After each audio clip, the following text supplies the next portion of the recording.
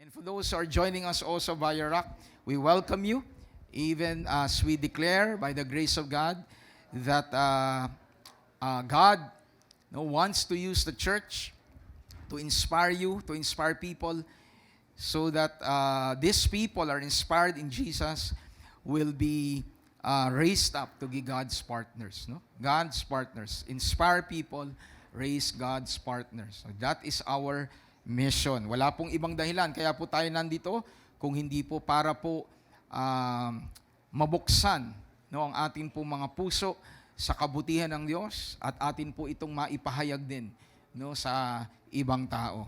Praise God. So, sa araw pong ito, tayo po ay nasa 3 na pong linggo ng buwan po ng October at tayo po ay patuloy na nagpapasalamat sa biyaya ng Panginoon. So, before we proceed and go deep sa atin pong pag-aaral, ay gusto ko pong ipaalala, ngayon po ay third Sunday, meron po tayong panghapon po na gawain. So sa mga nandyan po sa tahanan po nila, we'd like to encourage you to come later. Kung wala pong talagang mabigat na dahilan, praise God, para hindi po kayo magpunta po physically, join us mamaya pong hapon. Praise God. So tayo po ay magpapatuloy sa atin pong message na pinamagatan pong Never to be in want through the Lord our Shepherd. Sabi nga po natin ito, never to be in want through the Lord our Shepherd. Tanging sa pamamagitan lamang ng ating mabuting pastol, masasabi natin na hindi tayo magkukulang. Okay? Only in Jesus, only in God as our Shepherd, can we truly say that we will never be in want. We will never lack. Okay, and as we continue to surrender our lives to the Lord, this will become really a reality sa atin pong mga buhay. Can you hear a big amen? Praise God. So let us proceed. Once again, let us read Psalm 23 verses 1 to 6. So I pray that by the end of the month, okay, tayo po ay talagang malalim na po dito. The Lord is my shepherd, I shall not want. He makes me lie down in green pastures. He leads me beside the still waters. He restores my soul. He leads me in the paths of righteousness for His name's sake. Yea, though I walk through the valley of the shadow of death, I will fear no evil, for you are with me, your rod and your staff, they comfort me. And in verse 5, you prepare a table before me in the presence of my enemies. You anoint my head with oil, my cup runs over. Surely goodness and mercy shall follow me all the days of my life, and I will dwell in the house of the Lord forever. Can we just pause for a while and pray? Father, as we come today, Lord God, and receive your word, I pray that hindi lang po namin marinig ang iyong salita, kung hindi kami po ay matuto. Lord, tanggalin po ninyo ang anumang pong distraction sa mga sandaling ito. And may your sheep, Lord God, learn to rest in your presence. Because this is a moment of teaching. This is not just a moment of hearing. This is a moment of teaching. So let the Holy Spirit lead us to Jesus. And may we understand fully what you want us to know. Salamat, Panginoon. And we just bring back to you all the glory and all the praises.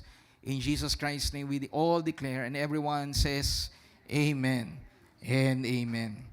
So yung atin pong acronym, dito po sa atin pong ginagawa pong series, ay in Christ Jesus, we will never lack. Sabi nga po natin, in Christ, I will never lack.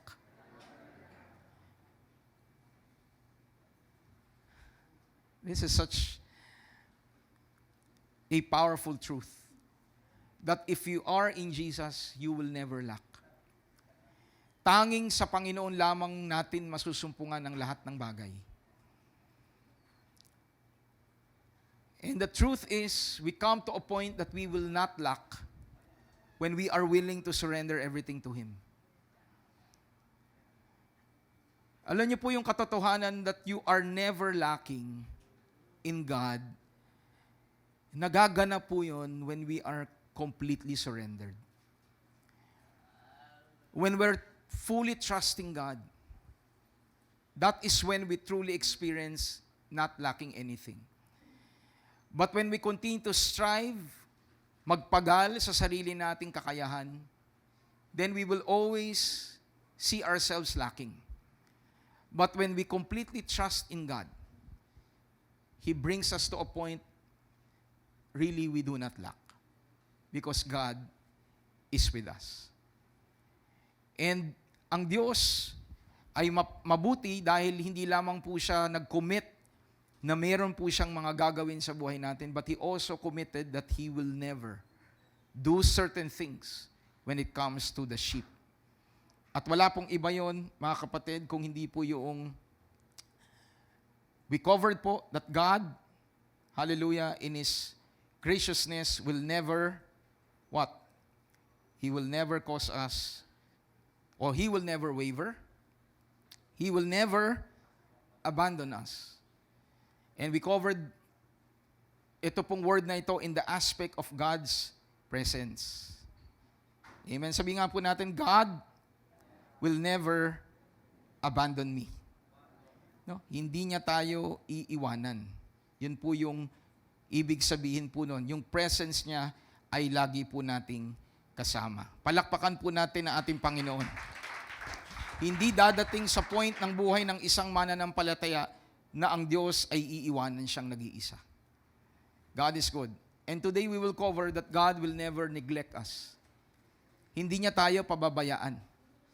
And this would cover provisions. This will cover everything that we need in life. Ang Diyos ay hindi magpapabaya. And next week, as we end po the series, we will cover po that God will never tolerate us. That's how God loves us. He will not tolerate us. Amen po. So today, we will cover po, the Lord will never neglect you. Sabi nga po natin sa ating po mga katabi, God will never neglect you. You may feel like you're neglected, but the word is so clear. Kung si Lord ang pastol mo, hindi ka magkukulang. Hindi kanya pababayaan. Hindi kanya hayaan na ikaw ay kapos. Sabi natin kanina, those people, those believers who have completely surrendered their life to God will never lack. Kung ang tingin natin sa ating buhay, it depends on us, then we will always lack. But when we look at what Christ has already accomplished in our lives, kung tayo po ay mamumuhay doon po sa kaganapan ng ginawa na ng Panginoong Jesucristo para sa atin, then I tell you, you will never lack. Kaya nga ang sabi ng Panginoon, He simplified things, that when you seek my kingdom first and my righteousness, all things shall be added to you. Marami po mga Kristiyano, alam po yan. Pero if we come to the mirror and really ask ourselves, do we experience the adding of God? Or do we still continue running after things? Na ang ating isip is, it all depends on what we can do. Mga kapatid, if you are a child of God, you will be hearing these words from your spirit. I tell you, pag atin po itong lubos na naunawaan, you will come to a point of rest. Sabi po sa Psalm 23 verse 2, He makes me to lie down in green pastures. He leads me beside the still waters. ASND, tulad ng tupa, pinagpapahinga niya ako sa masaganang damuhan, patungo sa tahimik na batisan, ako'y kanyang inaakay. So ito pong talatang 2 ay nagpapatunay na ang isang tao na ang kanyang pastol ay si Jesus, ang Diyos. Mararanasan niya ang kapahingahan sapagkat ang Diyos ang nagdadala sa kanya sa masaganang damuhan.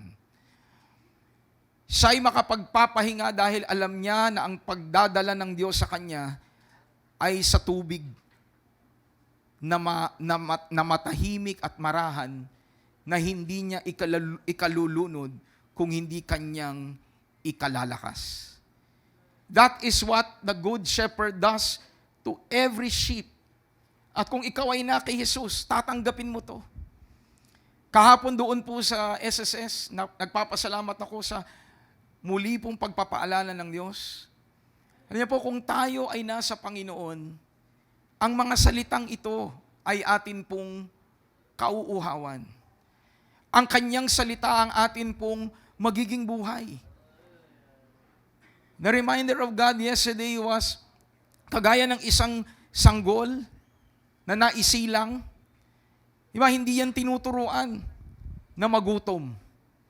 Kusa at kusa yung magugutom at ang pangunahin po, di ba, na ipinapakain po sa sanggol ay gatas. Nothing will satisfy the child but milk. So innate sa tao, sa sanggol na isinilang, na hanapin yung makapag-satisfy sa kanya pong gutom. Sa spirito ay ganun din. We all know that anyone who's in Christ is born again. Anyone who's in Jesus is born again. So kagaya ng isang sanggol na natural sa kanya na magugutom at hahanapin ang gatas para siya ay lumakas, lumusog, matanggal ang kanyang uhaw. Kung ikaw sa oras na ito ay merong pagkagutom sa salita ng Diyos, yan ay matibay na patunay na ikaw ay sa Panginoon. Dahil natural sa iyo na hanapin ang salita niya. Hindi nanggagaling sa panglabas, hindi dahil sinabi ni pastor, hindi dahil sinabi ng utos ng Diyos. Kung hindi dahil merong nagbago sa iyo. Tinanggap mo ang buhay na ang Panginoong Jesucristo lamang ang makapagbibigay sa atin. At mauunawaan natin na tanging ang Diyos lamang ang makapagbibigay sa atin ng kaganapan. Siya lamang ang makapagdudulot ng kapahingahan sa atin. Kaya mga kapatid, sa oras na ito, this is a reminder to all of us. Let us ask ourselves, ano ang kinagugutuman natin? Pag meron pong panawagan na mag-aral sa salita ng Diyos at naroroon ang excitement mo, yan ay patunay na ang Diyos ay gumagalaw sa iyo. Pero pag ikaw ay nasa sa point na kulang na lang na lagyan ka ng kadena sa liig para lamang mapunta sa church. Tanungin po ninyo mga sarili ninyo, tunay nga bang si Jesus ay nasa buhay niyo? Tunay nga bang si Jesus ay nasa inyo? Kung ang magiging sagot ninyo ngayong araw na ito, Pastor, parang hindi, parang kailangan pa akong tulak, parang kailangan pa akong puwersahin. Huwag kayong malungkot. Dahil ayaw ng Panginoon na maging ganun ang buhay mo. Nais ng Diyos maranasan mo na siya ang mabuting pastol na magbibigay sa iyo ng kapahingahan. Siya ang mabuting pastol na dadalin ka sa batisan na magiging kalakasan ng iyong buhay. Gaya ng isang sanggol, hindi mo kinakailangan niyang piliting kumain. Pag gutom yan, hahanap yan ng kakainin. Ang isang tunay na Kristiyano, hindi mo kailangan pilitin. Ang tunay na mananampalataya, kusang lalapit para makapakinig. Hindi lang makinig, matuto ng salita ng Diyos. Dahil yon ang ating buhay. Palakpakan ho natin ang ating Panginoon. So we're already on the 3rd week of covering what God will never do. He will never waver. Whatever He promised, He will fulfill. Kung ito talaga ay ating espiritu, wala na tayo pang ibang dapat paniwalaan, kundi ang Diyos lamang. Tama po ba? Kung nangako siya na hindi niya tayo pagkukulangin, kontento tayo sa salita niya. Pero kung hindi tayo naniniwala sa salita niya, hahanap ka talaga ng ibang magsasatisfy ng tumatakbo sa isip mo. Narinig natin ang Panginoon, hindi Kanya iiwan.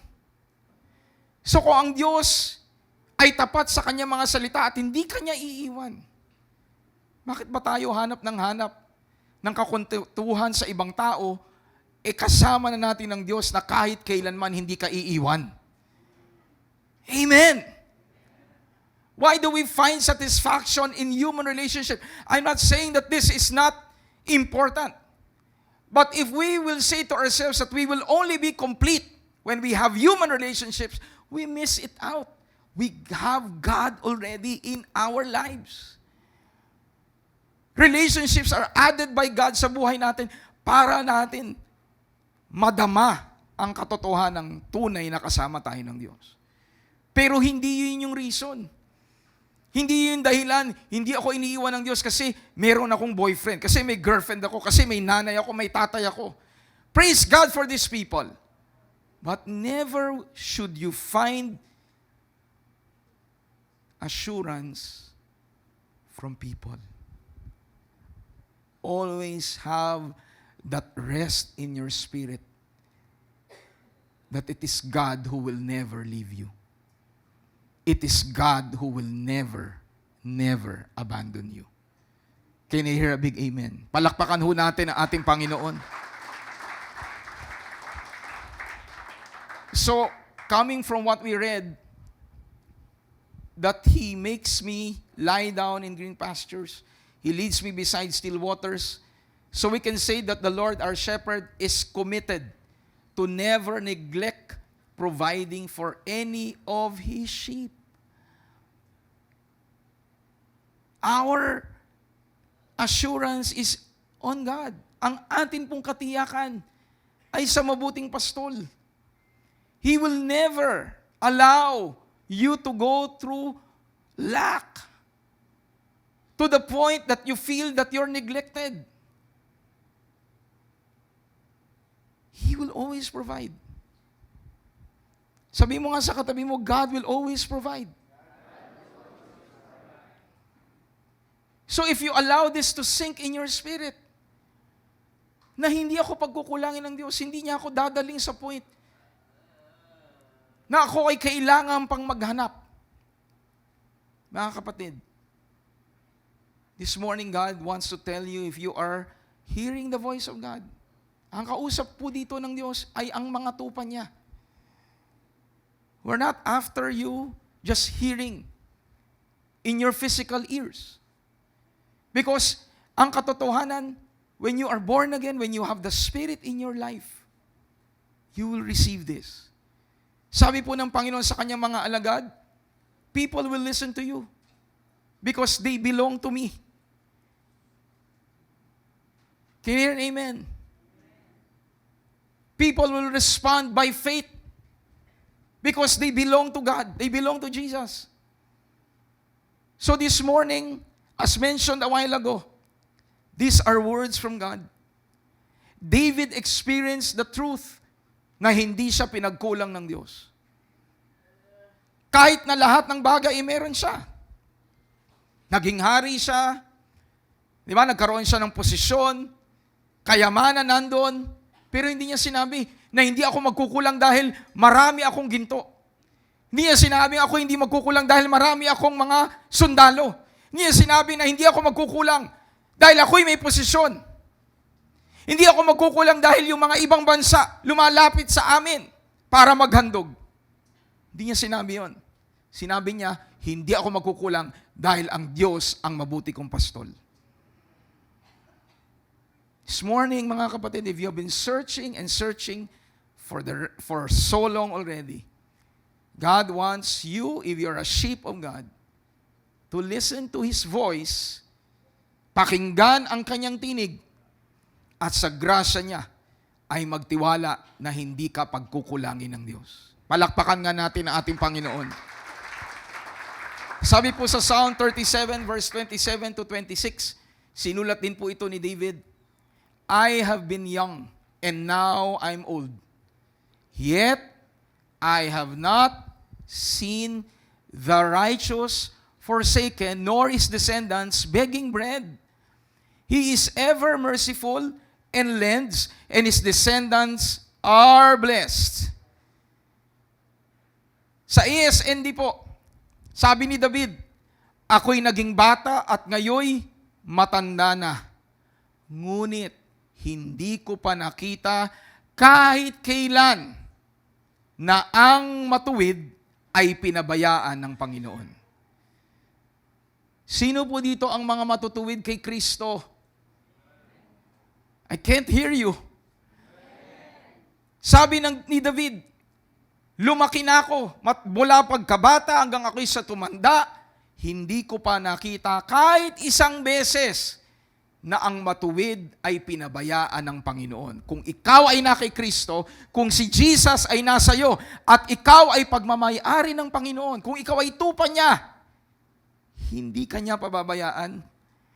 Sabi po dyan, o kahit kailanman, ang kanyang mga anak ay namalimos ng pagkain. I have seen the righteous. And one reality that I have seen in the righteous, they have never begged for bread. Sino po dito ang mga nasa Panginoong Jesucristo? Mga kapatid, if you're in Christ, you don't need to beg for bread. Hindi mo kinakailangan magmalimos. Hindi mo kinakailangan na manganangan sa sarili mong kakayahan. If you're righteous, God will provide for you. Can I hear a big amen? Uulitin ko po, ang kausap ko po dito ay hindi lamang ang mga pisikal na tenga po ninyo. Ang kausap ko po ay ang mga spirito ninyo. Ulitin ko po, ang matutuwid ay hindi pinagkukulang ng Diyos. Sa lahat ng oras, sa lahat ng panahon, ang Panginoong Jesucristo, ang Diyos, ang siyang magsusupply ng lahat ng ating pangangailangan. Palakpakan nga natin ang ating Panginoon. 26, ang matuwid ay palaging nagbibigay at nagpapahiram, at ang kanilang mga anak ay nagiging pagpapala sa iba. This is the legacy of the righteous. We'll go deeper into that in a while. Pero ang sabi po ni David, the righteous will never beg bread. Ang matuwid ay hindi mamamalimos. So the righteous in Christ whose trust is in the Lord. And I would like to emphasize this. Those who trust in the Lord. Because you can be someone righteous in Christ, pero your faith is on yourself. Your faith is on other people. Well, if that would be the case, and how you live your life is to still trust in other people. You trust that you're righteous, you trust that you will go to heaven, you trust that God, Jesus will come back for you. And yet, when it comes to your life, ang ating isip, it depends on you. Well, we miss it. Because only those who trust in God will truly experience a position that they will never lack. The righteous will never be without provisions. Can you hear a big amen? Sino po ang nakakasunod po dito? Pakitaas po ang inyong mga kamay. If you're hearing what I am explaining this morning, through the guidance of the Holy Spirit, let me say it again. The righteous will never be without provisions. As long as you trust God, He will never, ever fail to provide. Amen po. It was extra special in the Old Testament that even in the wilderness, God was able to pour out manna from heaven. That's exceptional. Pero mamaya makikita natin the normal way God provides. It is not by allowing manna to rain down from heaven. We will see later on. Yes, He can do that. He have done that before. But God in His graciousness will cause provision to come to us in a more relational way. And we will later on see that. But I would like to stress, mga kapatid, even those who are listening po,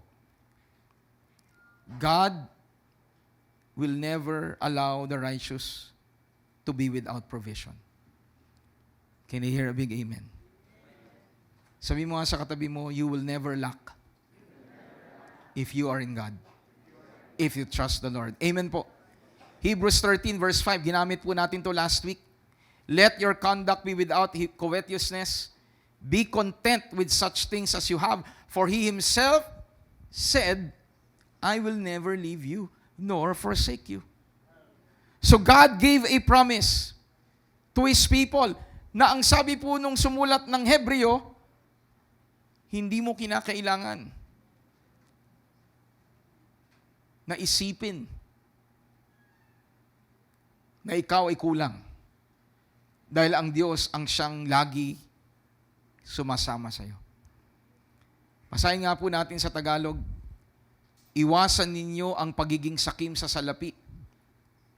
Maging kontento kayo sa anumang nasa inyo, sapagkat sinabi ng Diyos, hindi ko kayo iiwan o pababayaan. In the negative, God said, I will never. Sabi nga po natin, God will never leave me, nor forsake me. At yan po ang pinaghugutan nung pong paalala na huwag kayong maging sakim sa salapi. Kanina po, while I was going through, ito po mga slides na ito, mahirap pong maging sakim sa salapi kung wala ka. Diba? Tama po ba? Mahirap maging sakim sa salaping wala ka. So ano po gusto sabihin dyan? Kanina I heard the Holy Spirit through this Tagalog translation, mahirap maging sakim ng wala tayo. So ano nga nangangahulugan? Ang Diyos ang magsusupply. Ang Diyos ang magpo-provide. Na pag dumating sa point ng buhay mo na ikaw ay bigyan niya, na ikaw ay pagpalain niya, hindi mo kinakailangang hawakan ang salapi to the point na mawawalan ka, na wala ng kasunod. Hindi kinakailangan yon dahil higit sa pera, ang Diyos ang kasama natin. Higit sa salapi, ang Panginoon ang ating mabuting pastol. Kaya hindi tayo magkukulang. Palakpakan nga natin ang ating Panginoon. Iba, tinalakay natin yung He will never leave you nor forsake you. The word forsake, iba, is to be deserted, to be left in the lurch. Yung lurch po, yung matinding kabigatan, problema na nangangahulugang nasa kondisyon kang walang-wala ka. God will never allow you to be in a position na walang-wala tayo. Nandyan pa po ba tayo? Sabi mo nga sa katabi mo, hindi ka dadalhin ng Diyos sa isang posisyon na walang-wala ka.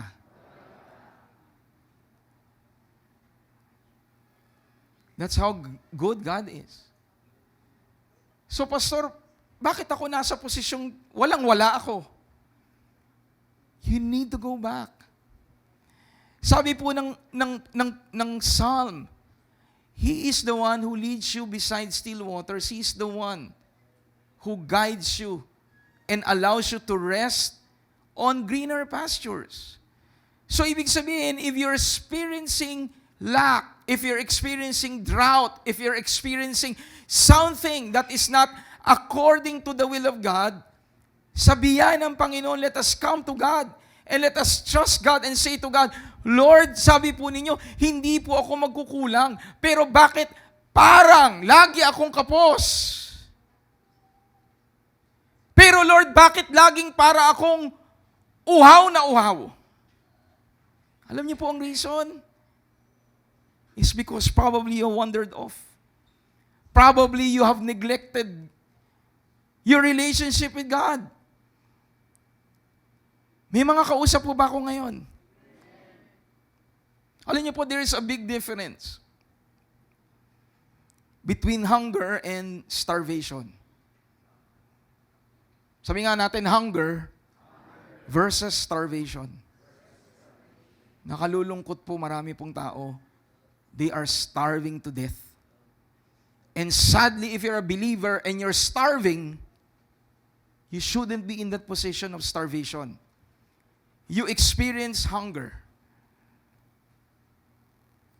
You experience gutom. Kakakain mo lang ngayon, after 5 hours, gutom ka na. Pero hindi nangangahulugang hindi ka kumain. Because you are in the normal course of life that you will hunger. Can I hear an amen? Kaya nga, Pastor, pakibilisan mo, gutom na kami. Diba? Do you get the difference? You eat the word, you receive the word, pero after you receive the word, you want more. Pinagpala ka sa Confluence 2023 first night. Di pa kayo naka-register, mag-register na kayo.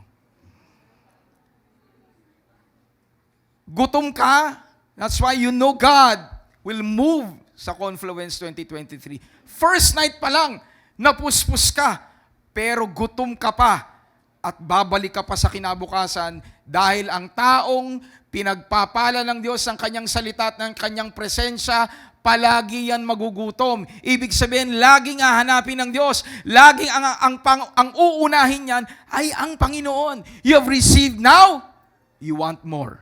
You have received already, you want more. That is what God does to us. And I tell you, malalaman natin na tanging ang Diyos lamang ang makapag-satisfy ng hunger natin. Palakpakan ho natin ang ating Panginoon. Sabi mo nga sa katabi mo, hindi kanya pababayaan.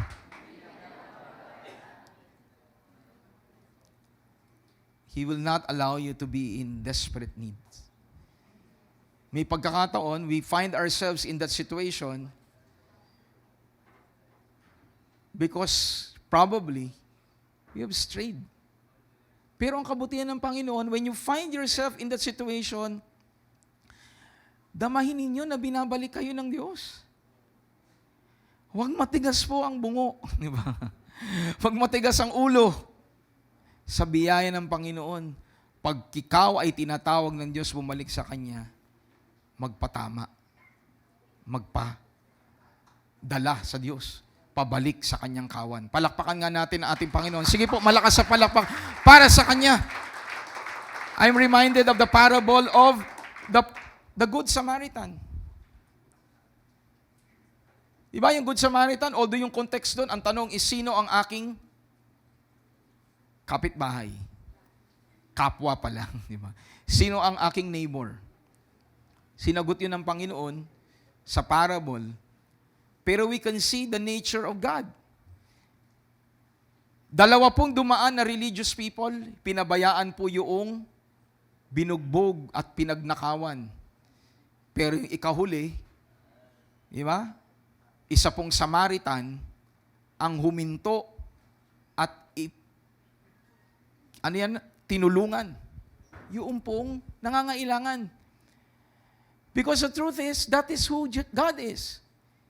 Hindi po siya contented na tayo po ay nasa posisyong walang tumutulong.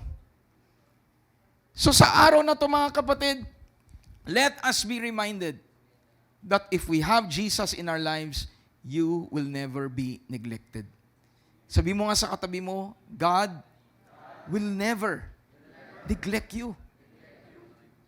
So the Lord so graciously cares for His flock that His generosity flows through them. Ganun na lamang po na ang isang matuwid, sabi po ni David, ay hindi niya pinagkukulang to the point na yung generosity ng Diyos nagfo-flow sa isang taong hindi pinapabayaan ng Diyos. Balik nga tayo dun sa text natin kanina sa Psalm 37. Sabi dyan, the righteous will never beg for bread.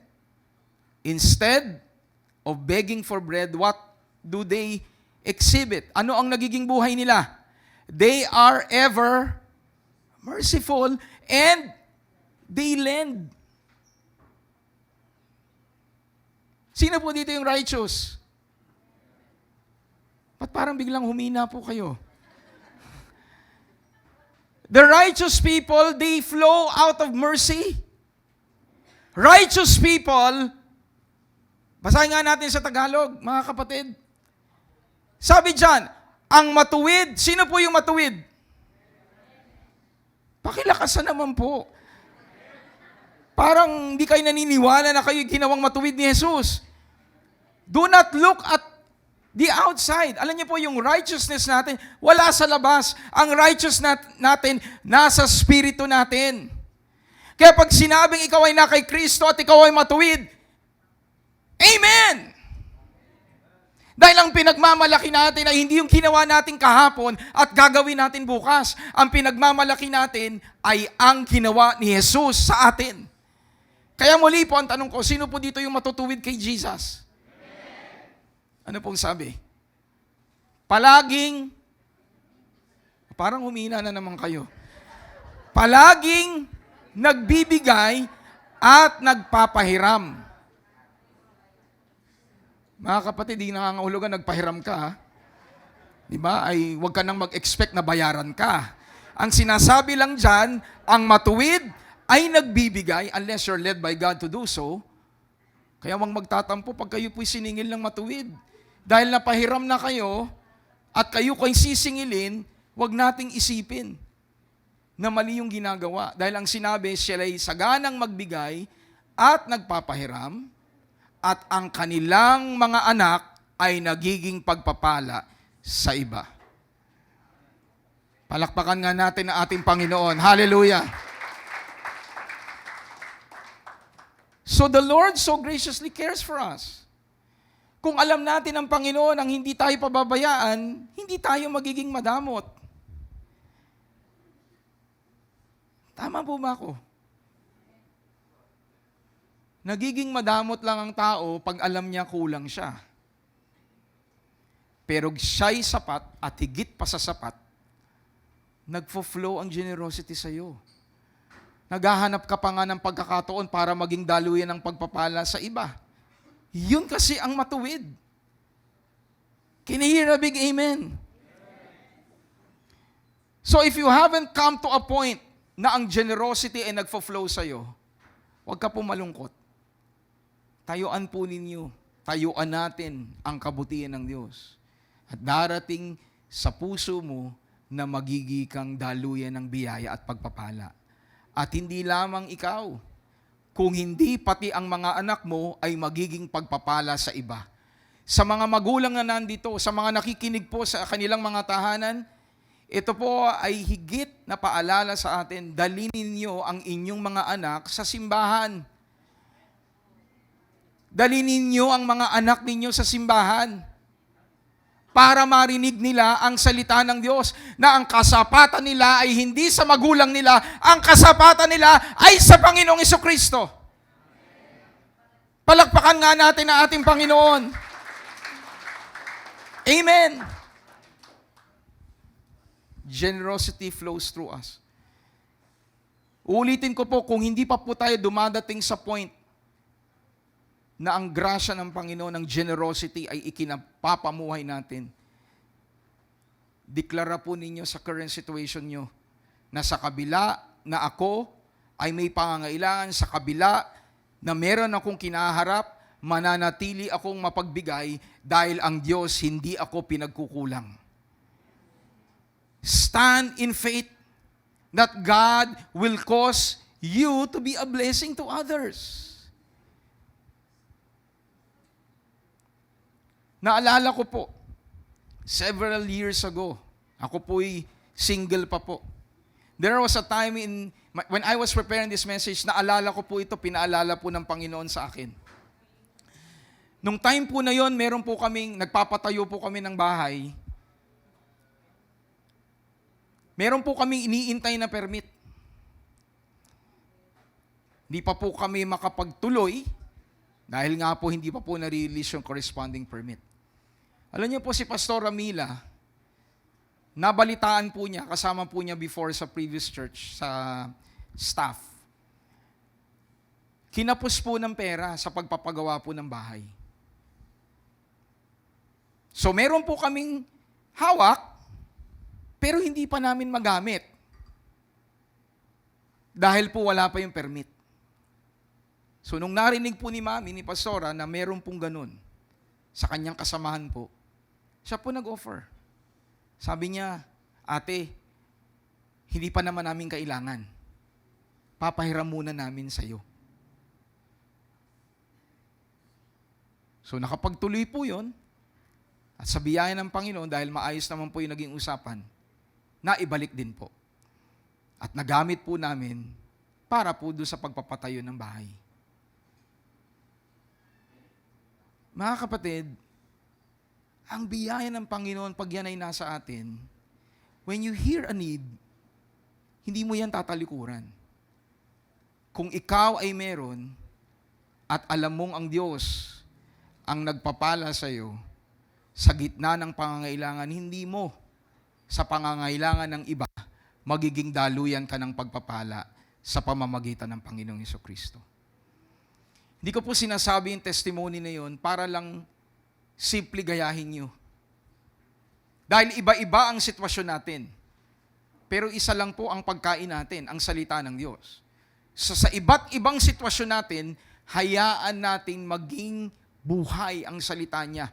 Hindi lamang pera. Maaaring oras, maaaring lakas, maaaring talento. Maaaring merong kang alam na hindi alam ng iba, nararinig mo na kailangan nila. Bawa, yung kapatid mo, mahina pala sa math. Huwag mong tignan yung katabi mo. Mahina pala sa algebra, mahina pala sa kung ano. I-offer mo kung ano yung binigay ng Diyos sa'yo. Because ang isang taong matuwid, hindi madamot. Ang isang taong nakikristo, dahil alam niya ang Diyos na nagpapala, magiging daloy ng pagpapala sa iba. Palakpakan nga natin ang ating Panginoon. Sige po, malakas sa palakpak para sa ating Diyos. Hallelujah! Muli, sabi mo sa katabi mo, ang matuwid, nagpapala sa iba, dahil si Jesus ang kanilang pastol. Can you hear a big amen? So mamaya po, humanda po kayo dahil alam ko pong marami pong magpapala sa inyo. Matagal na silang kinakausap ni Lord, kaya lang, di ba? Nahihiya sila, baka ayaw mong i-bless kanila eh. Di ba? Kanina po, pagpunta ko po sa baba, pagpasok pa lang, may nakalagay doon na, hallelujah. Alam niyo po, ng Pastor's Week po, last week, talaga pong kilala niyo ako. Hanggang ngayon, kilala pa rin po ninyo ako. Kanina po, ang binigay po sa akin, mani naman. Hallelujah. Lahat po na nagbigay sa akin, pistachio, mani. Talagang, hallelujah. Kilala niyo si Pastor.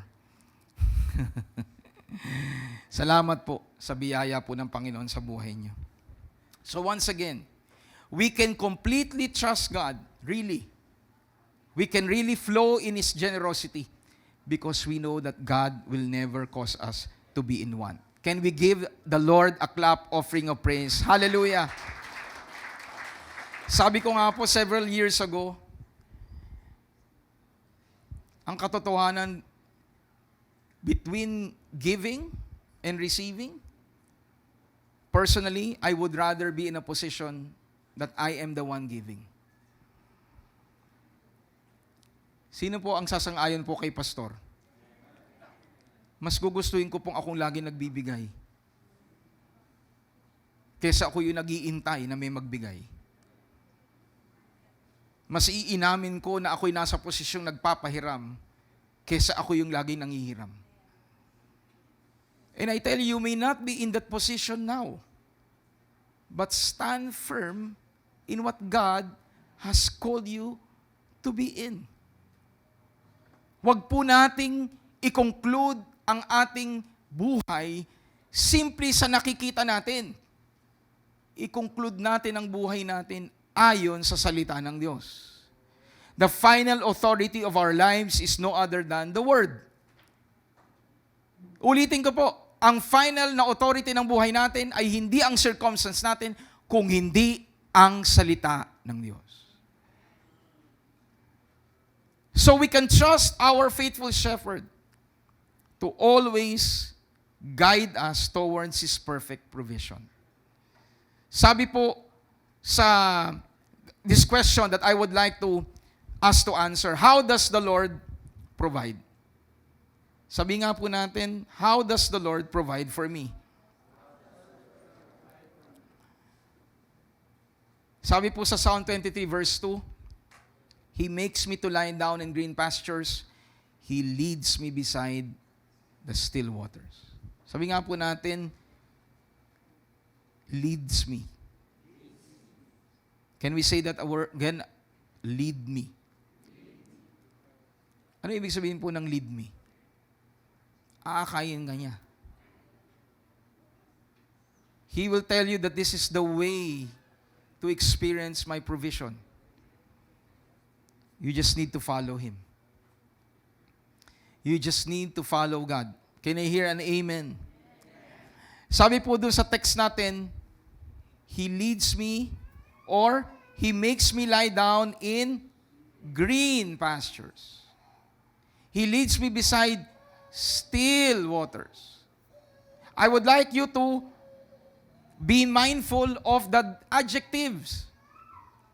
Hindi ka lang niya dinadala sa damuhan.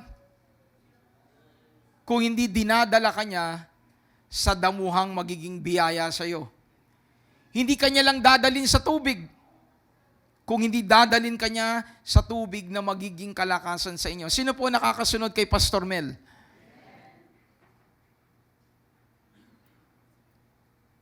Kagaya po sa mga village, di ba, mayroon po mga, yung well-kept po na area, for example.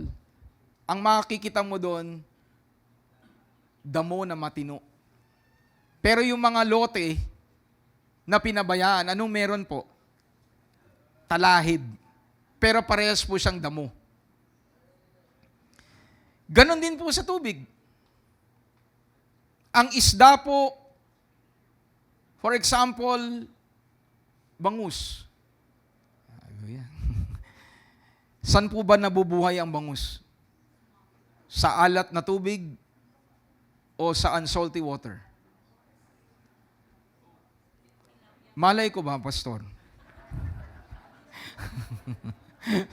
Bakit tayo napunta sa fishery? The point is kung hindi ako nagkakamali po, kasi tilapia yung sinabi. Tilapia na lang, dati meron po kaming tilapiaan eh. Yung tilapia po, di ba, sa salty water. Yung tilapia cannot live, di ba, doon po sa unsalted water. Normally, doon po yan sa salty water. Tama po ba? Correct me if I'm wrong. But the point that I would like to drive at, hallelujah, ay hindi mo dadalin ang isang bagay sa kung masasabi mo lang nadala mo doon. Kung hindi naman yon ang kanyang kailangan. The same thing with our lives. Hindi tayo basta dadalhin ng Panginoon sa damuhan. Dadalhin niya tayo sa damuhang magiging kalusugan natin. Palakpakan nga natin ang ating Panginoon. Sabi nga natin, perfect provision. So we can trust the faithful shepherd to always guide us. Can we say that word, guide? Once again, can we say that? Guide. Ano yung guide? Gabayan.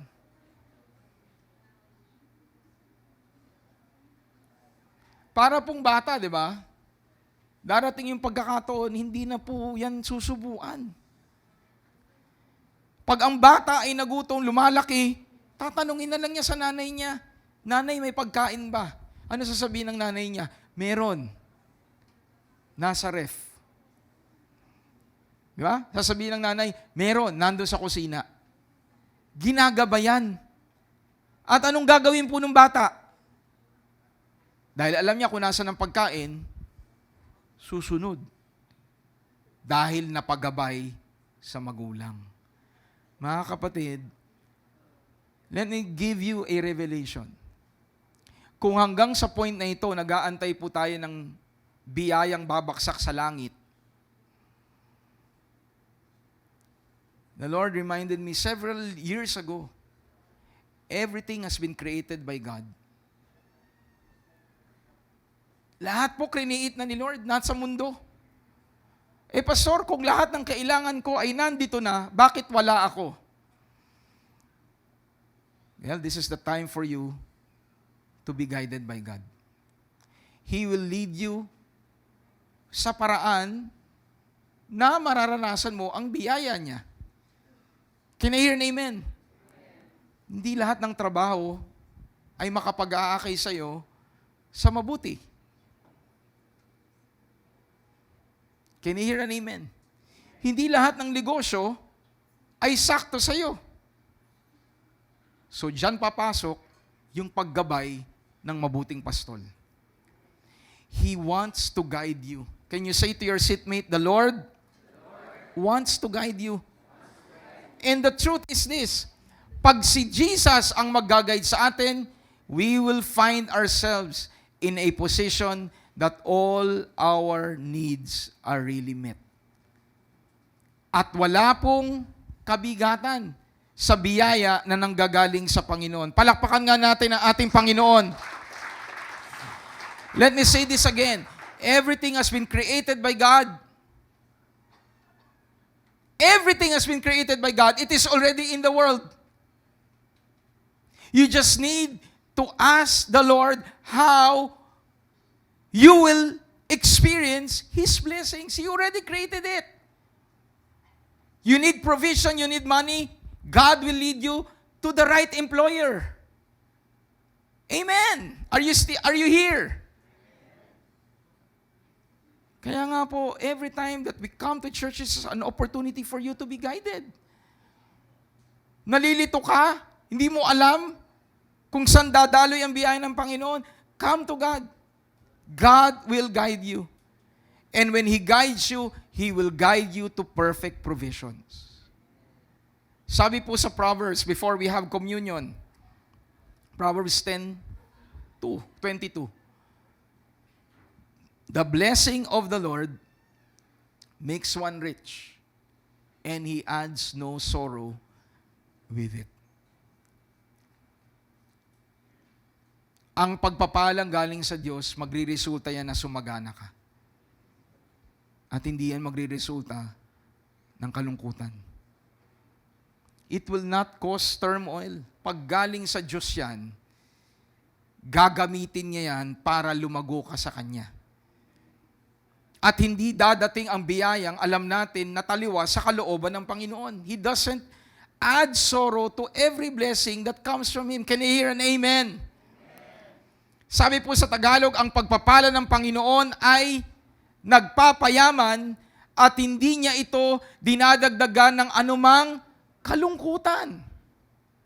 Pag ang blessing galing kay Lord at ikaw ay tupa ng Diyos, ma-enjoy mo yan. Hindi ka yan lalayo sa piling ng Panginoon. Can you hear an amen? And the truth is, this provision of God that makes us rich doesn't only pertain to material things.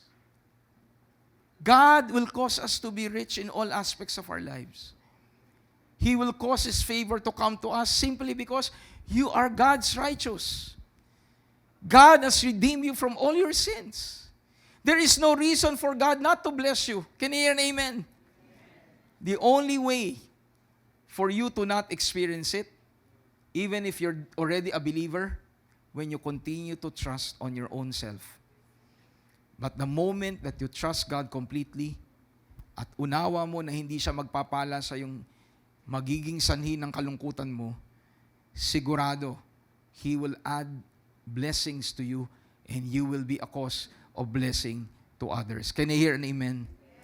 So when you know that what you have is from God, you don't lose it. Pag ang biyaya ay galing sa Diyos, you won't lose it. God will use that to build more on what He has given to you. Naalala ko po si Isaac. Diba? Si Isaac, we all know, came from God. It came to a point that God told him, offer Isaac. Pero eventually, what did God do? He said, do not kill your son. Because from Isaac, my promise will be fulfilled. My covenant will be fulfilled in him. So you might be in this place. Di ba? At yung meron ka, ang nagiging sanhi ngayon, para magkulang ka o mawala yung mga bagay na alam mo sa Diyos. Let me say this to you straightforward. Pag ang meron tayo, kahit na ano pa yan, kayamanan, relasyon, posisyon, kahit na ano pa yan, pag yan ay dinadala tayo para mabawasan ng mga bagay na alam natin sa Diyos, decide to let go of that thing because it's never worth it. Because ang biyayang galing sa Diyos, hindi magriresulta ng kabigatan. Kung hindi ang biyayang galing sa Diyos, magriresulta ng kagaanan at ikaw ay magiging daluyan ng pagpapala sa iba. And everyone says, Amen. Kung napapalitan na si Lord sa heart mo, hindi kay Lord yun. Kahit na gaano pang honor ang matanggap mo sa tao, that is not from God.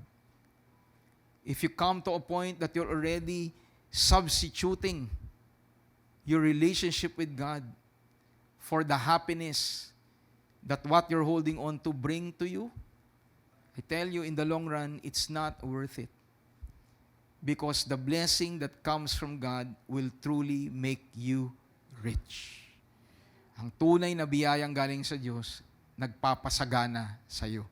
At hindi lang po ito patungkol sa pera. Sasagana ka sa relasyon, sasagana ka sa pagkakataon na maglingkod, sasagana ka sa pagkakataong maging biyaya at pagpapala sa iba. Yan ang tunay na sagana na ang buhay nila ay ginagamit ng Panginoon para makapaglingkod sa Kanya. Palakpakan ho natin ang ating Panginoon. Hallelujah! So before we have communion, let us say this from our spirit. Sabihin po natin, the Lord my shepherd will never neglect me. And everyone says, Amen. So, ushers, kindly distribute the elements and we will partake of the elements po ng tinapay at saka po yung katas ng umas. Thank you, Edan. And be reminded na kung nagawa ng Diyos na ibigay ang kanyang sarili, Roma Kabanatang 8, hindi po ba niya kayang ibigay ang lahat ng bagay kasama niya? Mga kapatid, kung ikaw ay tupa ng Diyos, marinig mo yan. Mawawala sa iyo ang pag-aalala, mawawala sa iyo. Di ba? Ang pagiging anxious, aligaga sa lahat ng bagay dahil alam mo ang Panginoon, ang iyong kasapatan at binigay niya na ang lahat sa atin. He leads us beside still waters. He makes us lie down in green pastures. And when it comes to our health, I pray that you will receive this in your spirit. Kung papaanong tayo ay banal, righteous because of faith in Jesus, we are not trying to be righteous. We are already righteous and we live according to who we are, righteous people because of Jesus. The same thing with our health. Diba? Yung ating kalusugan, we have been declared healed, healthy. So, Pastor, if that's the case, why am I sick? The same thing with righteousness. You're righteous, but at times, you sin. You're not comfortable with it, but it does happen. Pero hindi nawawala ang posisyon mo na ikaw ay matuwid dahil unang-una, matuwid ka, hindi dahil sa ginawa mo, matuwid ka dahil nanalig ka kay Jesus. The same thing with our health. Do not allow the enemy to convince you that you are not healthy. Stand firm in what Christ has done. By the stripes of Jesus, you are healed. So in your sickness now, God will restore you back to perfect health. Let's believe that. Let us pray. Father, we thank you and we bless your name this morning. We thank you so much that you have given your entire life, spirit, soul, and body, so that our lives can be perfectly healthy. And as we partake of the bread, amin pong tinatanggap ang kalakasan para mapaglabanan ang karamdaman na hindi po ninyo ninais para sa amin. We do at times fall sick, but we thank you that we are healthy, that in your sight we are strong, in your sight we are blessed, And the same power that raised you from the dead is very much alive in us. So we stand firm, Lord, in the resurrection power of the Lord Jesus Christ. Anyone who is sick, anyone who is weak now, as we partake of the bread, we thank you that we are healed in Jesus' name. Thank you, Lord. Let's all partake with faith. Sabay-sabay po natin kainin na may pag-asa at pananampalataya mula sa Panginoon.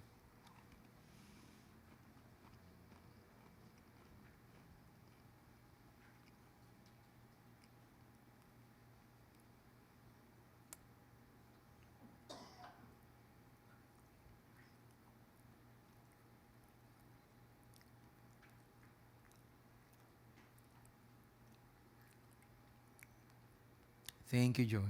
Thank you, Jesus. Taste and see that the Lord is good. Thank you, Jesus. As we partake from the cup, we are reminded, Lord, that we have been declared righteous. Hindi po ninyo, your word says, in the book of Hebrews, hindi po ninyo kinahiya na tawagin ang mga nananampalataya sa inyo na inyong mga kapatid. Lord, this morning, we just thank you that we are blessed to be part of your family. We are not trying to, but we are already part of your family. And because we are part of your family, you being our righteous Savior, and we are your sheep, will be able to live out by your grace, your righteousness. We hunger to do things that are righteous. Hindi dahil sa paggawa namin ng matuwid, kami nagiging matuwid. Kundi dahil kaming matuwid, kaghalakan namin ang gumawa ng matuwid. And as we prepare for your return, the signs point to your soon coming. May every one of your sheep really acknowledge, God, that this is the time for us to be used by you. Speak to your people, and your sheep know your voice. We thank you and we honor you in Jesus Christ's name. Amen. Can we all partake with faith? Thank you, Jesus. Hallelujah. Pakisabi nga po, by faith, I am righteous by faith in Jesus. Once again, can we say that I am righteous by faith in Jesus? For the last time, I'm righteous by faith in Jesus. Hallelujah. Such rest, no? Righteous people are heard by God. Di ba? Sabi nga po nung senior ni RJ, the righteous cry to the Lord, and the Lord hears them. So yung righteousness natin is such a great blessing from God. So at this point, before we continue the message, we will be giving to God. Ikatlong linggo po ngayon, at every third Sunday, we focus on evangelism. No, we are reminded that we are blessed so that the blessings can flow to others. No, hindi lamang tayo hihinto doon po sa ikapo dahil yan po ay sa Diyos, that belongs to Him. But we are guided by the Holy Spirit to be a blessing to others, primarily through the preaching of the gospel. So sa ating pagkakaloob, ito'y pagpapaalala sa atin na kaisa tayo sa pagpapalaganap ng mabuting balita. Hindi lamang dito sa Pilipinas, kung hindi po sa ibang bansa.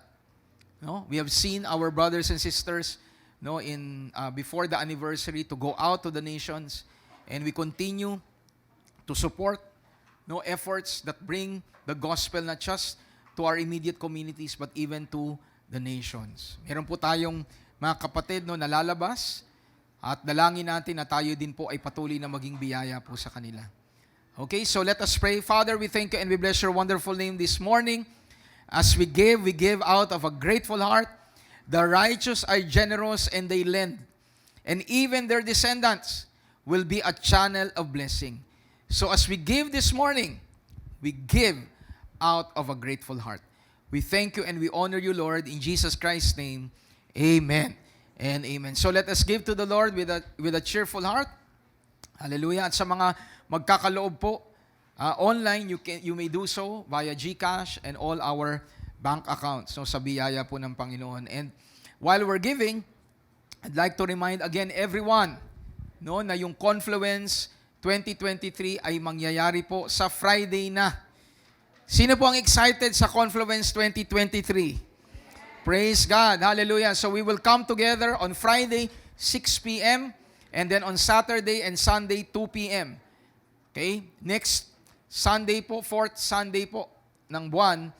At dahil po may Confluence, wala po tayong wala po tayong SAPS, no? Tayo po ay nakafocus po sa Confluence. And on Saturday po, 2 o'clock, 2 sessions po yan.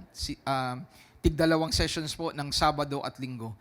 Kaya sa mga nagtatanong po, paano pastor kung available ko lang ay Linggo or Friday or Saturday lang? Of course, kung ako po tatanungin ninyo, mas mainam po makumpleto nyo.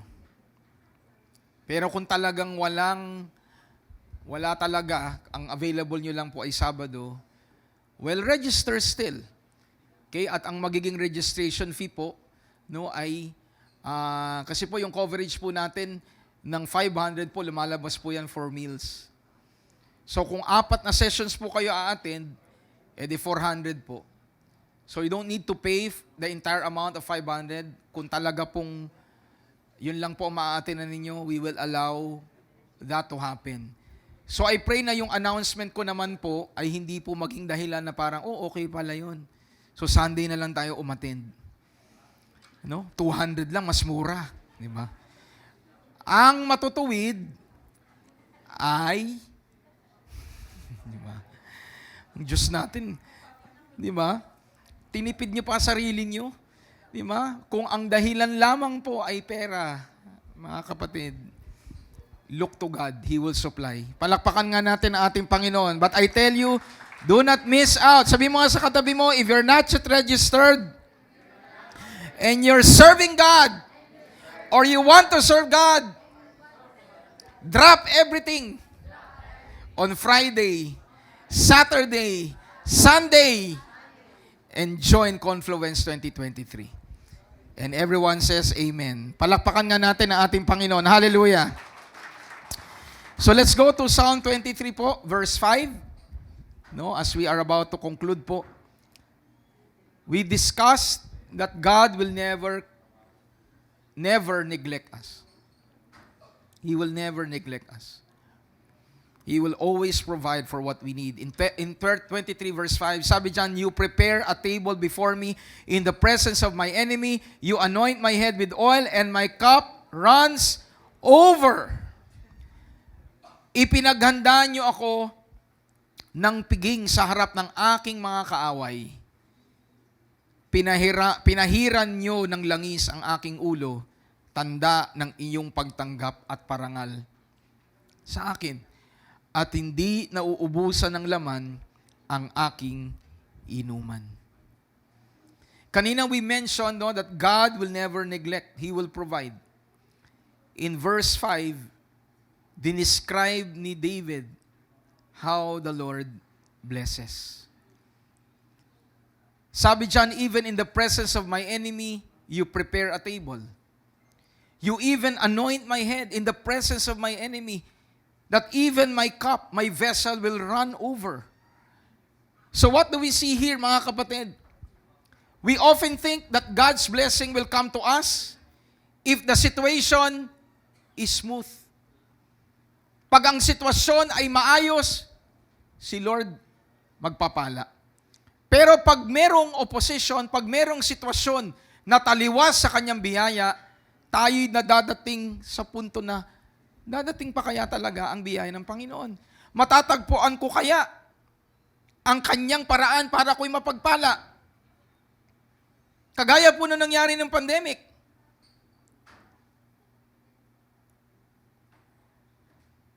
Alam niyo po sa grace ng Panginoon, nung time ng pandemic, ang church po ng Rain in Life, nag-progress pa kaysa dati. Because in the midst of situations, God will cause His blessings to come to us. Can I hear an amen? So because He is our shepherd and He is God, He will faithfully provide for us regardless of any situation. Tignan mo nga yung katabi mo. Sabihin mo sa kanya, kung meron kang kinakaharap ngayon na sitwasyon, na ang inaakala mo ay hindi dadating ang biyaya ng Panginoon, nagkakamali ka. Dahil ang Diyos, anumang sitwasyon, ay may kakayahang magpala sa mga nagtitiwala sa Kanya. Amen. Do not trust in the circumstances. Trust on God. Do not look at what is happening outside. Look to Jesus. Look to Him. And everything will fall into place. Ulitin po natin, paano natin mararanasan ang biyaya ng Panginoon? He will guide you. Sabi nga po natin sa ating mga sarili, gagabayan ako ng Panginoon patungo sa Kanyang pagpapala. Amen. So believe. Hallelujah. Basahin nga lang po natin so that no one will miss it. The Lord our shepherd will faithfully provide for us regardless of any situation. Regardless. Hindi siya bothered ng sitwasyon. Hindi siya bothered sa nangyayari sa mundo ngayon. He will cause His blessings to come to us. Better yet, because we are guided by the Spirit, gagabayan niya tayo patungo sa paraan ng biyaya at pagpapala. Can you hear an amen?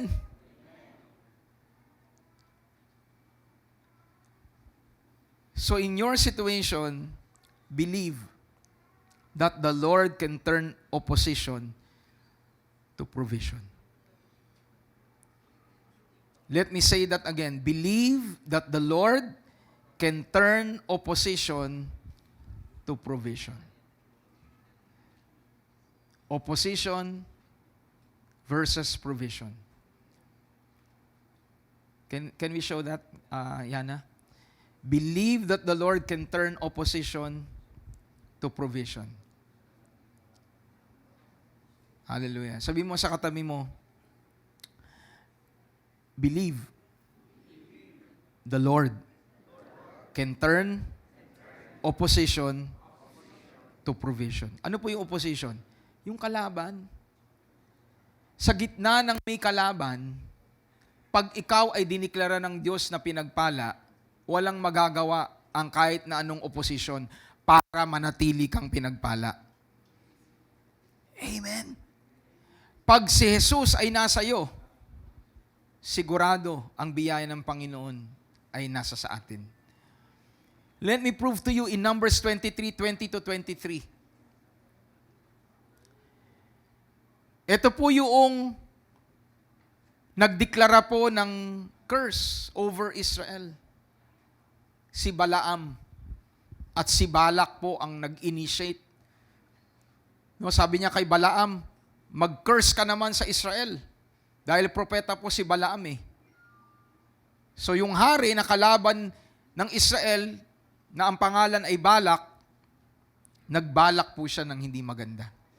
So sabi niya, babayaran kita, basta mag-curse ka lang sa Israel. So what happened? Sabi ni Balaam, behold, I have received a command to bless. He has blessed, I cannot reverse it. So every time na pupunta po si Balaam para sumpain ang Israel, ang lumalabas sa bibig ni Balaam, blessing. Nakuha niyo po yun? Basahin nga natin sa Tagalog. Initusan niya akong magbasbas at kapag nabasbasan na niya. Sino po yung nagbasbas? Si Lord. Sabi niya, inatusan niya akong magbasbas at kapag nabasbasan na niya, hindi ko na ito pwedeng bawiin pa. If God has blessed you, no one can curse. Can you say that? If God has blessed me, no one can curse me.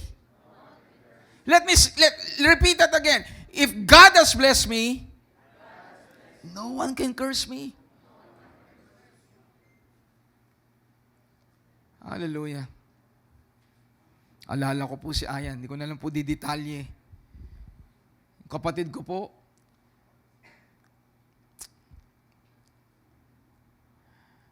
grabe po, persecution.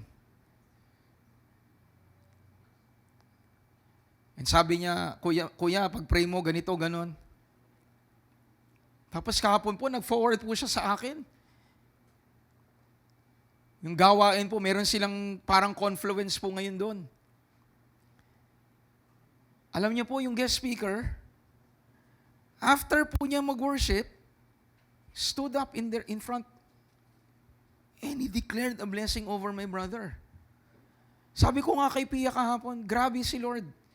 In the midst of your persecution, in the midst of your challenge, He will raise up people to confirm that God has blessed you. And if God has blessed you, no one can curse you. Pag ang Diyos ang kasama mo at ang Diyos ang nagpala sa iyo, walang iba na pwedeng magsumpa sa iyo. Hanggat ang puso mo ay tama at hinahanap ang Panginoon, God will always cause His favor to come upon you. Because what God has blessed, no man can curse. Can we give the Lord a clap offering of praise? And this is what happened. Sabi dyan, wala akong nakitang kapahamakan o kaguluhan na dadating sa Israel. Kasama nila ang Panginoon na kanilang Diyos. Kinikilala nila siya na kanilang hari. Inilabas sila ng Diyos sa Ehipto tulad siya ng isang malakas na toro para sa kanila. Walang manghuhula o mangkukulam na makasasakit sa kanila. Kaya sasabihin ng mga tao tungkol kay Israel, tunay na kamangha-mangha ang ginawa ng Diyos sa Israel. I like it in the English, lang sabi dyan, 23, for there is no sorcery against Jacob, nor any divination, pangbabarang, pangkukulam. These curses will never apply to you. If you are in Jesus, no curse. People will try to curse you. People will try to speak negative things against you. But if you're blessed by God, if you are in Jesus, these curses will never apply to you. Can I hear a big amen? At ang sabi po dyan, now it must be said of Jacob in Israel, oh, what God has done. Who did the work? Sino po ang gumawa ng gawain sa Israel? Dahil po ba sila ay sumunod? Dahil sila po ba ay naging perfect? Ano po sabi? All of this favor came to them because of what God did for the nation of Israel. Ang favor ni Lord dumadating sa atin. Yung provision niya, inaakay niya tayo patungo doon, hindi dahil tayo ay marunong, kundi dahil ang Diyos ay mabuti. Dahil ang Diyos ay saganang magkaloob sa mga taong sa Kanya po ay nagtitiwala. Sino po nakakasunod po nito? And napakaklaro, it is God who has done something to them. Kaya yung sumpa, hindi naging mabisa. Sabi mo nga sa katabi mo, ang sumpa sa buhay mo ay pinutol nang si Kristo ay dumating sa buhay mo. And alam niyo po, if you will study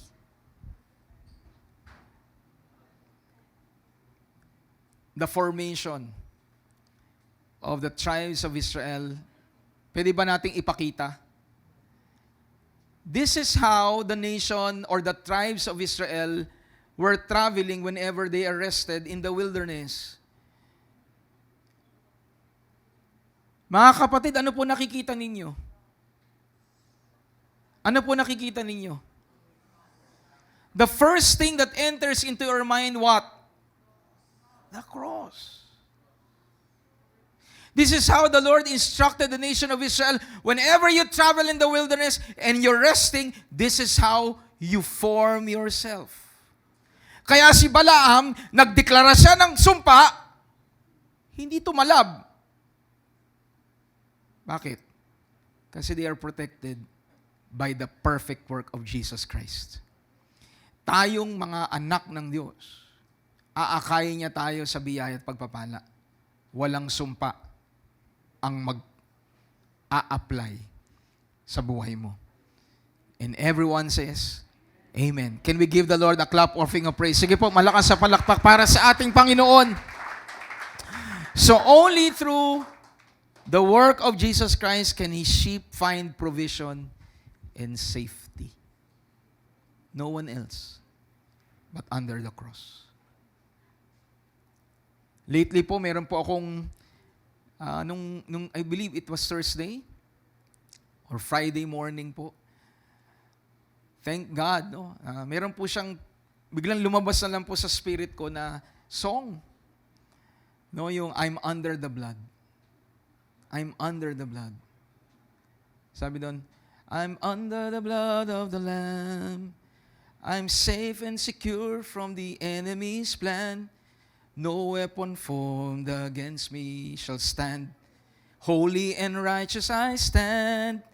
I'm under the blood of the Lamb that covers the guilt of my past.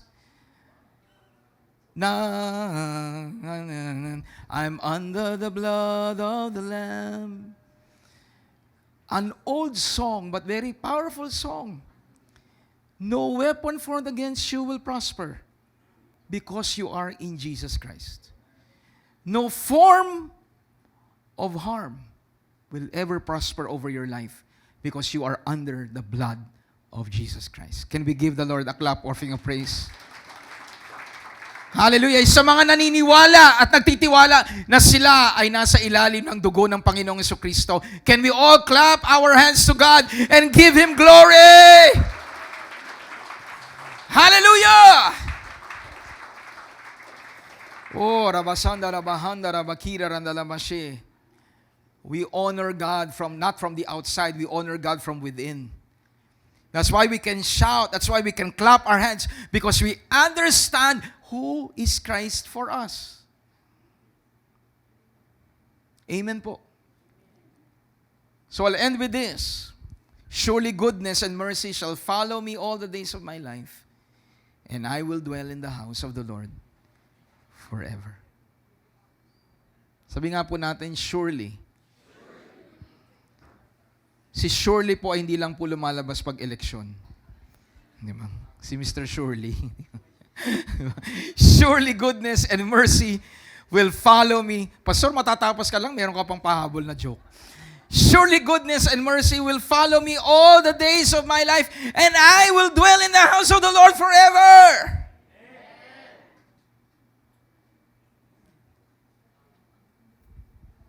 Those who have decided to find home in the Lord, they are the ones assured of His goodness and mercy always. So tanong ko po sa inyo ngayong araw na to, dinesisyonan nyo na po ba sa grasya ng Panginoon na masumpungan po ninyo ang tahanan nyo sa Diyos lamang? If you have decided that you have already found home in Christ, God in His graciousness guarantees that goodness and mercy will always be with you. Always. So, Pastor, even in the midst of challenges, yes, proclaim it, declare it. That even in the issues that you face, God can turn it around. Amen. Joseph was a perfect example. Of course, iba yung experience niya, but pinakilala doon kung sino ang Diyos.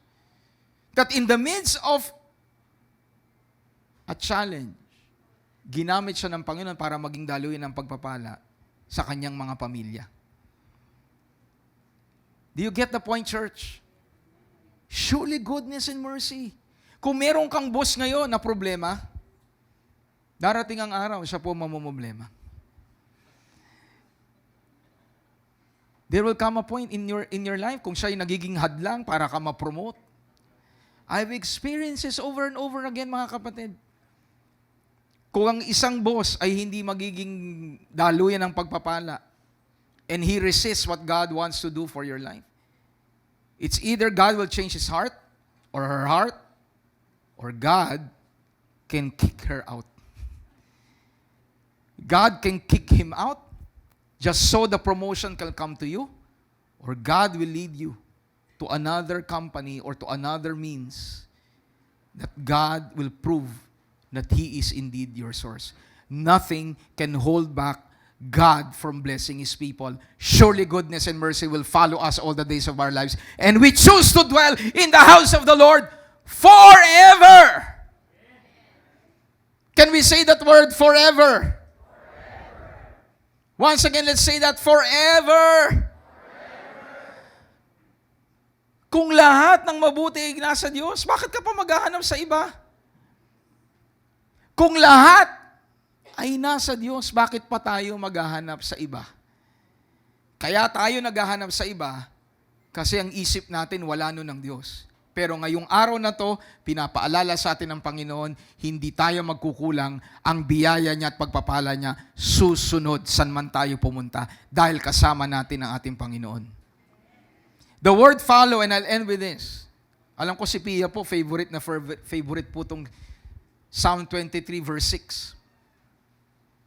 The word follow is actually to pursue, to chase.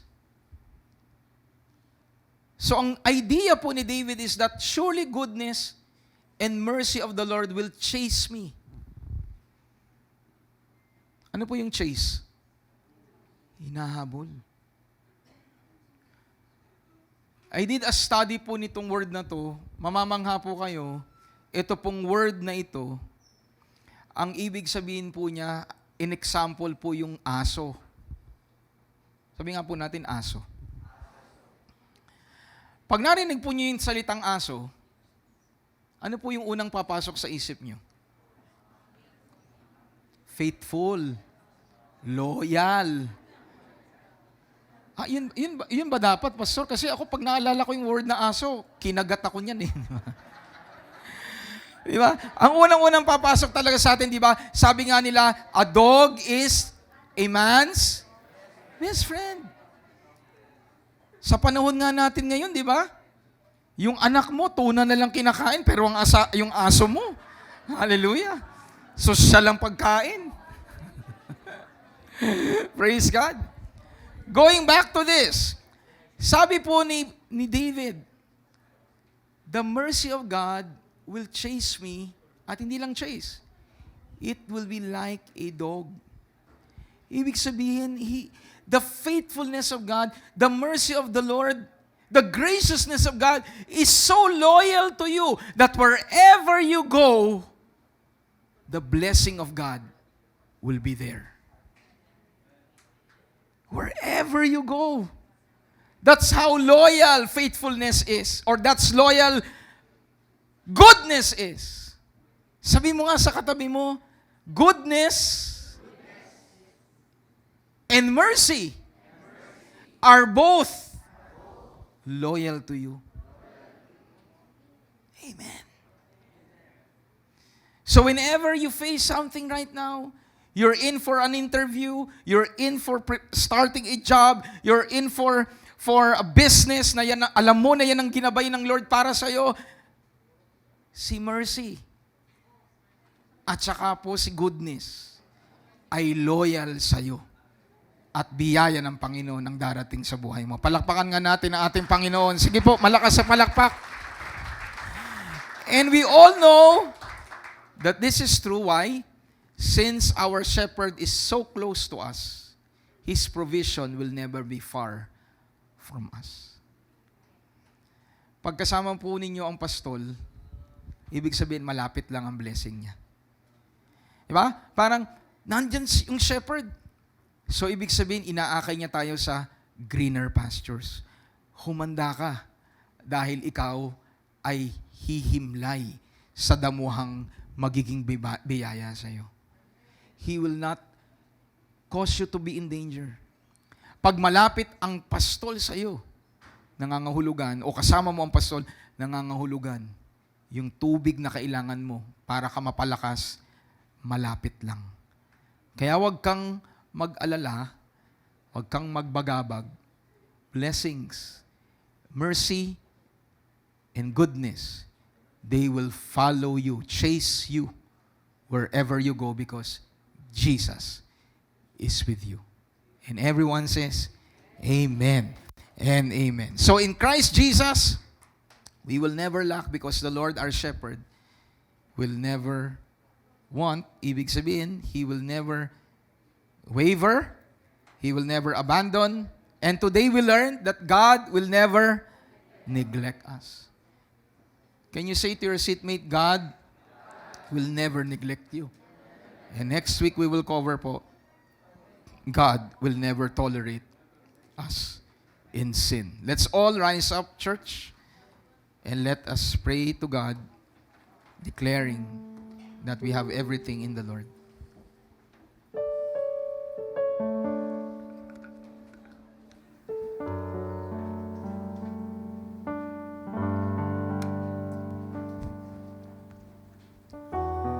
We will sing a song na marami po sa atin alam to. But the Lord reminded me this morning, oftentimes when we sing this song, oftentimes we can't help but cry. Naluluha tayo dahil ang Diyos ay tapat, naalala natin yung mga ginawa niya, and rightfully so. Dahil ang Diyos hindi naman po kahit kailan nagkulang. Pero sa araw na to, the Lord reminded me, wag natin po siyang lapitan at sambahin dahil naluluha tayo. Sambahin po natin siya sa Espiritu. Sambahin po natin siya sa ating pong tunay na pagkatao na tinubos ng Diyos ang buhay natin. Tayuan natin kung sino tayo sa harapan ng Panginoon. Tayo'y kanyang mga anak. At hindi tayo madadala ng paligid. Kung hindi tayo ay mananatiling maglilingkod sa Diyos, sasamba sa Kanya dahil kahit kailan, hindi siya nagkulang. Nangangahulugan ng lahat ng kailangan natin ay nasa atin na. Huwag tayong tumingin sa labas. Tumingin tayo sa ating mga kalooban. Yung born-again spirit mo ay kompleto. You can come to God, you can worship Him, not because may padating na pagpapala. Sasambahin natin ang Diyos dahil ikaw ay pinagpala na ng Diyos. At kung meron tayong nakikitang kakulangan, ang katapatan ng Diyos sa buhay natin, ideklara natin ng may pananalig. At bawat kulang, ang Diyos ang magsusupply. Let's sing this song to the Lord. Thank you, Jesus, for your faithfulness to your people.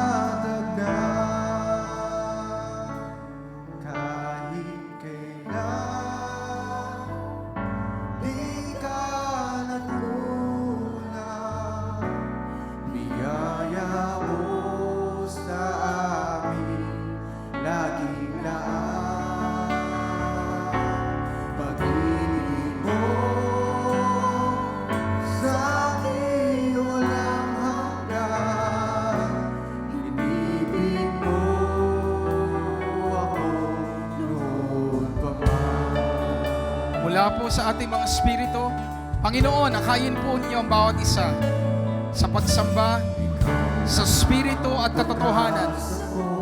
Tunay nga namnamin namin sa aming born-again spirit, Lord God, na Ikaw, kahit kailan ay hindi nagkulang. Ako'y nangangamba, basta't ikaw ang kasama, panatag na.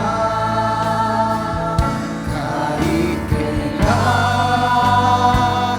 di ka nagkulang, biyaya mo sa akin, laging lahat. Pag-ibig mo sa akin walang hanggan, inibig mo ako noon pa man. May pananampalataya mula sa ating spirito. Ikaw lang ang sasambahin, paligid man ay magdilim, Jesus. Kahit may suliranin man, ang lagi mong aawitan, ikaw lamang. Bawat isa. Di ka nagkulang, biyaya mo sa akin, laging lahat. Pag-ibig mo sa akin walang hanggan, inibig mo ako noon pa man. Salamat po. Ikaw lang ang sasambahin, paligid man ay madilim, Jesus. Kahit may suliranin man, ang lagi kang aawitan, ikaw lamang. Kahit kailan, di ka nagkulang, biyaya mo sa akin, laging lahat. Ang pag-ibig mo sa akin walang hanggan, inibig mo ako noon pa man. Minsan ba Kahit kailan, di ka nagkulang, biyaya mo sa akin, laging lahat. Ang pag-ibig mo sa akin walang hanggan, inibig mo ako noon. itaas po natin ang ating mga kamay sa Panginoon. Sambahin natin ang Panginoon sa spirito at katotohanan. Salamat, Panginoon. Let's worship from our spirit, Lord God. Ang pag-ibig mo sa akin walang hanggan, inibig mo ako noon pa man. Kahit kailan, di ka nagkulang, biyaya mo sa akin, laging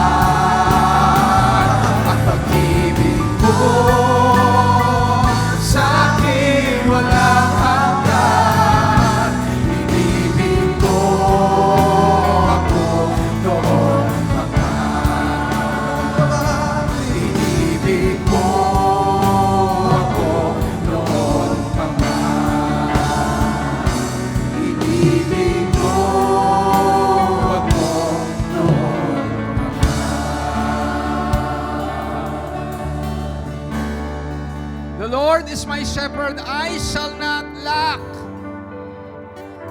And we say that, Lord God, in our spirit.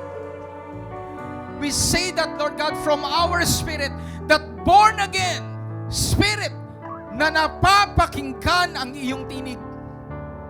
Naririnig ang iyong paggabay. Naririnig, Panginoon, at nadarama kung saan ang direksyon po ninyo para sa amin. Lord, this morning, kung ano man pong confusion meron, ang sino man ay nasa sa inyo na sa mga sandaling ito, maramdaman nila, madama nila na ikaw ang kanilang mabuting pastor,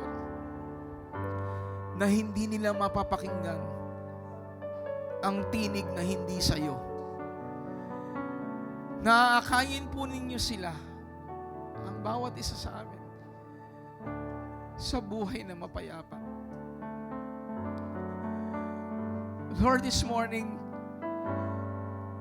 allow your sheep to rest on greener pastures and teach your children to be led to still waters. You offer nothing but the best.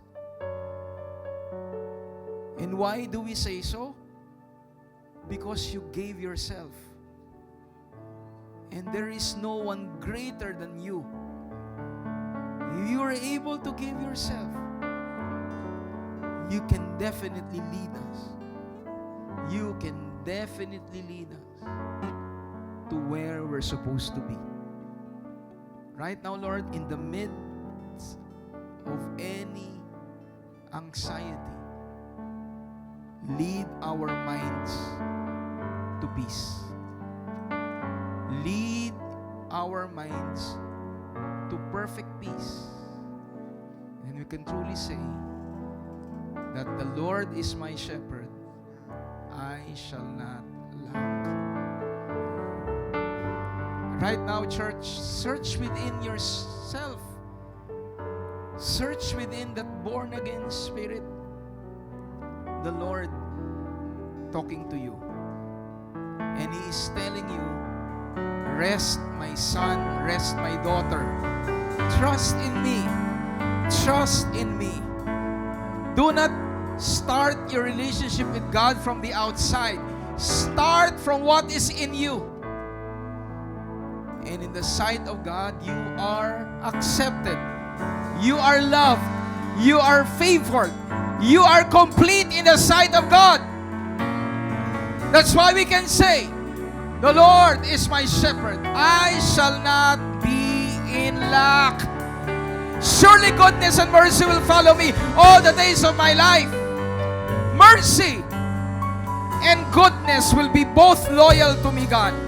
When I face danger, pag merong kapahamakan sa harapan ko, ilalayo nyo kami, Panginoon. Ilalayo nyo ako.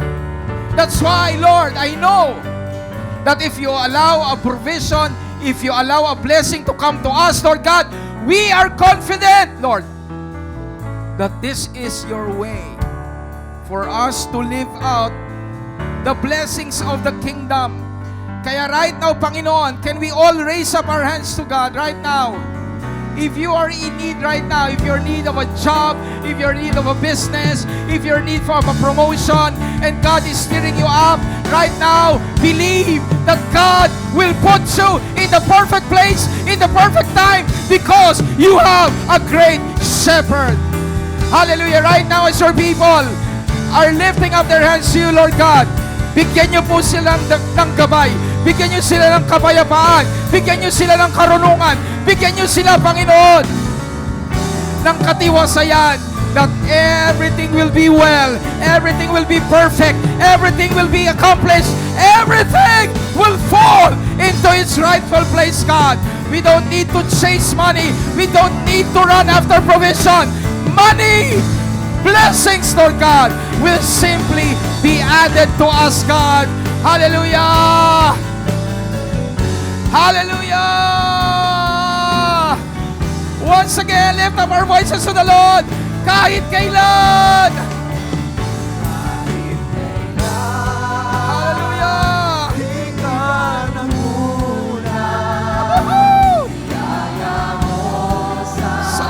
Panginoon.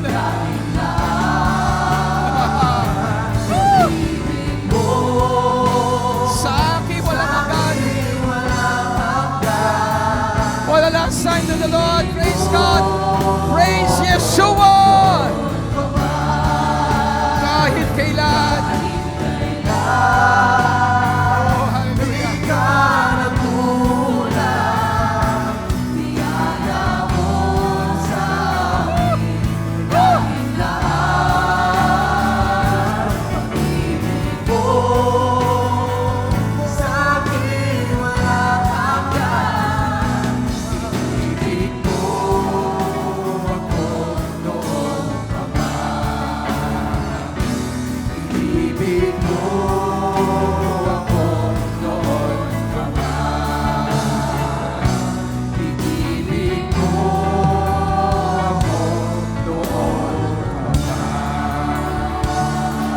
Pinakamalakapas na palakpak para sa ating Panginoon.